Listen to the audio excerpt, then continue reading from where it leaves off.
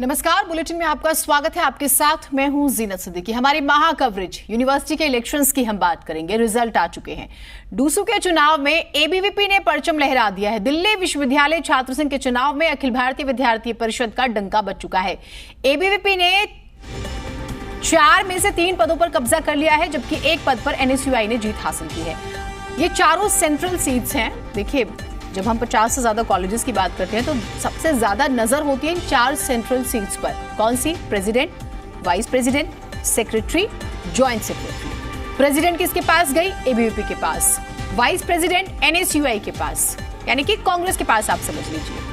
उसके बाद सेक्रेटरी और जॉइंट सेक्रेटरी ये भी एबीवीपी के पास, यानी कि आप इसे बीजेपी के पास समझ लीजिए। अब आगे चर्चा करते हैं इस पर। संयुक्त सचिव पद पर भी चुनाव जीता, जो मैंने अभी जानकारी दी। एनएसयूआई को उपाध्यक्ष पद पर जीत मिली है, यानी कि वाइस प्रेसिडेंट। एबीवीपी के तुषार डेड़ा अध्यक्ष चुने गए हैं, जबकि एनएसयूआई के अभी दहिया उपाध्यक्ष चुने गए हैं। सचिव पद पर एबीवीपी से अपराजिता और संयुक्त सचिव पद पर एबीवीपी के सचिन बैंसला चुने गए हैं।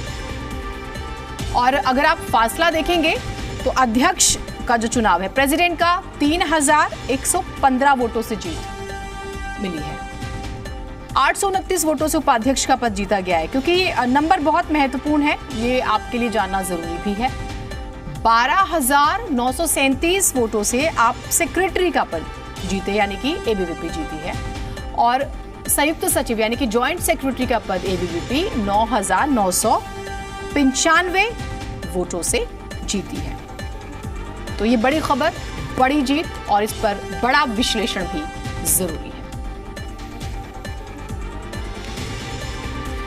और तरुण हमारे साथ, हमारे सहयोगी जुड़े हुए हैं। तरुण से बातचीत करते हैं। तरुण, जो जैसे कि हम दिन भर इस पर बातचीत कर रहे थे, दिल्ली यूनिवर्सिटी के चुनाव और इसके नतीजे कितने महत्वपूर्ण हैं। इसी यूनिवर्सिटी ने इस देश को अरुण जेटली दिए, विजय गोयल दिए, विजय जॉली का हम जिक्र करते हैं, अजय माकन का जिक्र करते हैं, नुपुर शर्मा का जिक्र करते हैं। इसी यूनिवर्सिटी के चुनाव से निकलकर भारतीय राजनीति में आए, तो महत्वपूर्ण तो है ये नतीजे और फिर इसका संदेश।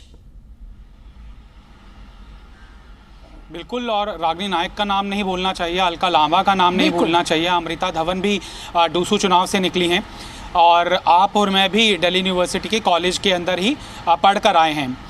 एक ये बात जीनत मुझे जो महसूस हुई है कि उस समय भी हमने चुनाव देखा था, और इस वक्त का जो चुनाव है वो बहुत ज़्यादा बदल गया है। एक तरह से रैंडम चॉइस हुआ करता था कि कोई अगर छात्र नेतागिरी करना चाहता है तो वो चुनाव लड़ने के लिए पहले अपने कॉलेज का चुनाव के लिए खड़ा होता है, और उसके बाद फिर वो डूसू के चुनाव के लिए खड़ा होता है। एक ये रैंडम सिलेक्शन होता है। लेकिन अब ऐसा लग रहा था कि प्लान्ड तरीके से कैंडिडेट इसको अपने पॉलिटिकल लॉन्च पैड की तरह इस्तेमाल कर रहे हैं।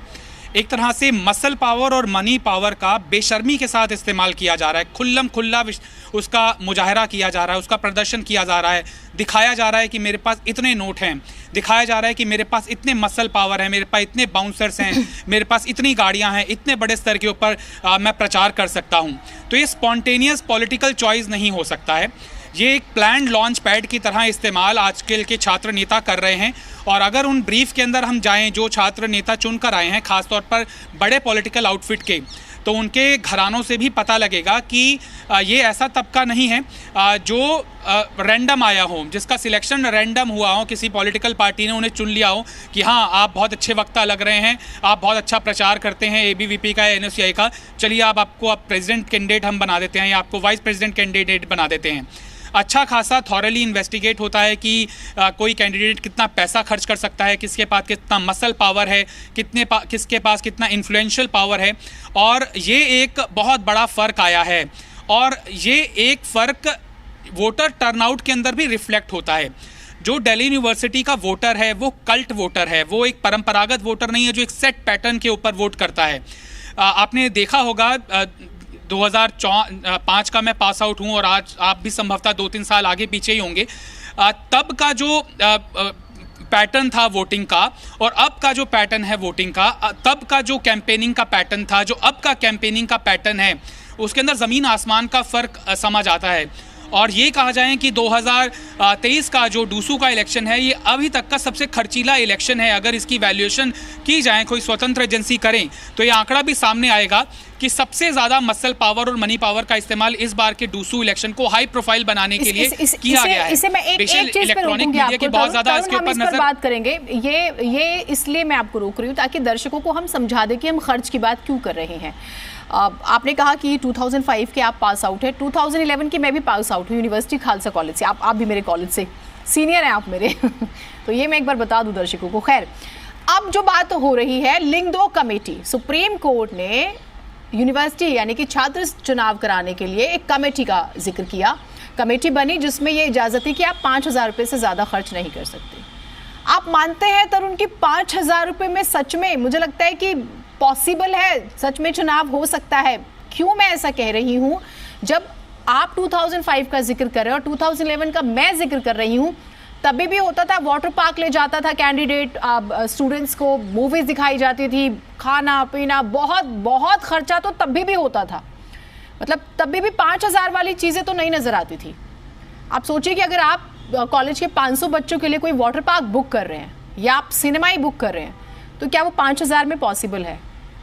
तो नियम कायदों को तो शायद ताक पे रखा ही जा रहा है शुरू से। आप सहमत हैं इस बात से?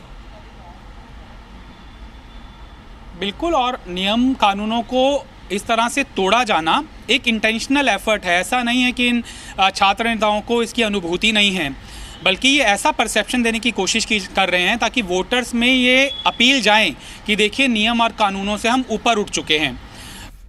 वोटर टर्नआउट इस कारण भी कम होता है क्योंकि जो डीयू का जो स्टूडेंट है जो अपने घरों को छोड़कर आ रहा है, कोई हरियाणा से आ रहा है, कोई बिहार से आ रहा है, कई बच्चे केरल से आते हैं, तमिलनाडु से आते हैं, वो इस तरह का मसल पावर, इस तरह का मनी पावर देखते हैं तो अपने आप को अटैच नहीं करते हैं।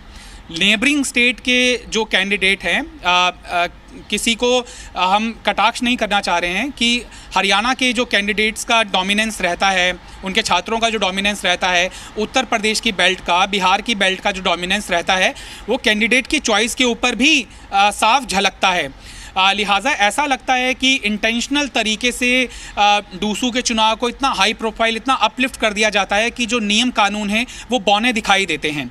ये तो एक फैक्टर है जो मुझे चेंज महसूस हुआ है पिछले 1-1.5 दशक के दौरान, जो डूसू के इलेक्शन को एक आम छात्र की भावना से बिल्कुल अलग कर देता है।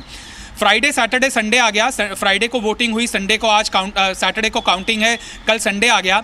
तो 50% छात्र, मान लीजिए 1 लाख का वोट है और 42% का वोटर टर्नआउट हुआ है। 42,000 लोगों छात्रों का ये ओपिनियन पोल भी अगर हम मान ले तो ये भी तो एक ओपिनियन पोल है कि 58,000 छात्रों ने इसके अंदर अपना पार्टिसिपेशन दर्ज करना ही गवारा नहीं समझा। उनको बेटर लगा कि इस मनी पावर, मसल पावर से दूर हम अपने माता पिता के यहाँ चले जाते हैं, क्वालिटी टाइम स्पेंड करते हैं या फिर अपने हॉस्टल के अंदर ही रहते हैं। तो ये एक डीयू प्रशासन को देखना होगा। दूसरी महत्वपूर्ण बात जो हमें देखने के लिए आई, कई सालों से हम डूसू का इलेक्शन कवर करते आए हैं, नहीं तो इम्पार्शली हम देखते आए हैं। कभी भी काउंटिंग सेंटर पर मीडिया वालों को जाने से रोका नहीं जाता है। डीयू प्रशासन ने आज ऐसा किया है। आज ऐसा किया है कि काउंटिंग सेंटर के पास भी मीडिया वालों को नहीं जाने दिया गया है और ये ऑन रिकॉर्ड फैक्ट है। कई मीडिया कर्मी इस बात को रिपोर्ट कर चुके हैं। तो ये क्या कारणों से हुआ है ऐसा, इसका जवाब डीयू प्रशासन को देना चाहिए।